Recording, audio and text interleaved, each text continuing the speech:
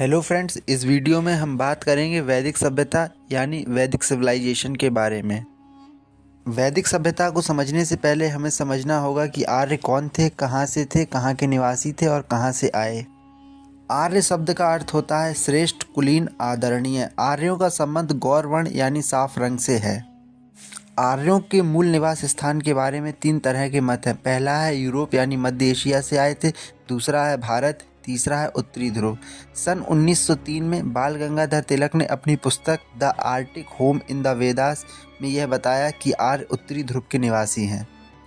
परंतु अब स्पष्ट हो चुका है कि आर्य मध्य एशिया के मूल निवासी थे।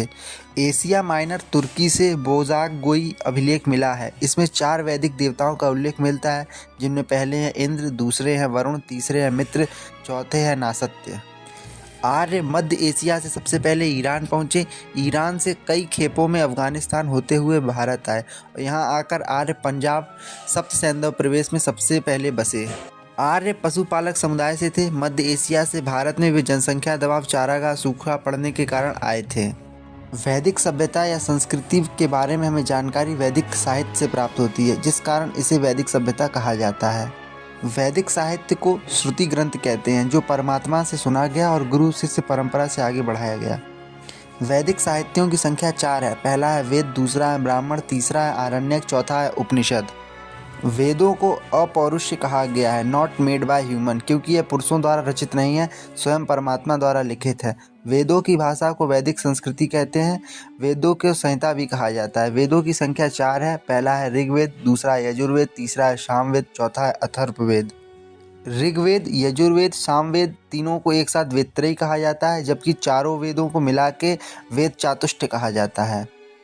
ब्राह्मण ग्रंथों से हमें कर्म कांडों पर आधारित जानकारी प्राप्त होती है। आरण्यक का अर्थ है वन में रहकर तपस्या द्वारा प्राप्त किया गया ज्ञान, उपासना कांड पर आधारित है। उपनिषद का अर्थ होता है गुरु के समीप निष्ठापूर्वक बैठकर प्राप्त किया गया ज्ञान, उपनिषद कहलाता है। इन चारों साहित्यों को एक साथ मिलाकर हम वैदिक साहित्य कहते हैं। अब हम बात करेंगे चारों वेदों के बारे में। पहला वेद है ऋग्वेद। वैदिक साहित्य में ऋग्वेद सबसे प्राचीनतम और सबसे विशालतम है।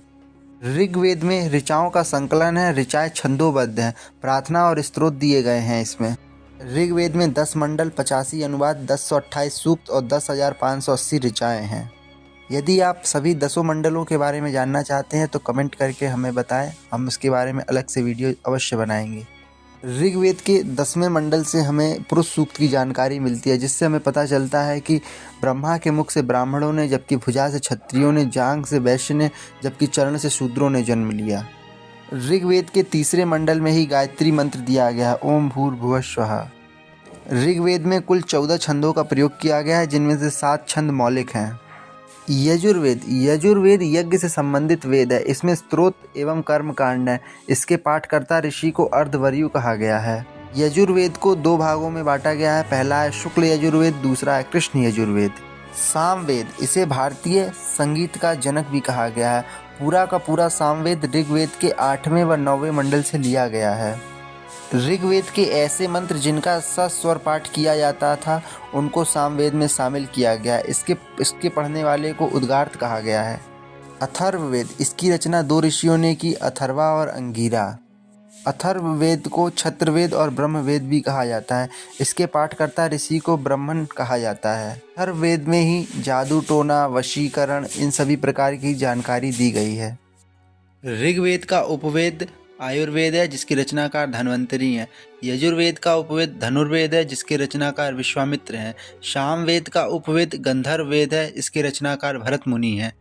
अथर्ववेद का उपवेद शिल्पवेद है, इसके रचनाकार विश्वकर्मा है। ब्राह्मण ग्रंथ को वेदों का टीका कहा गया है।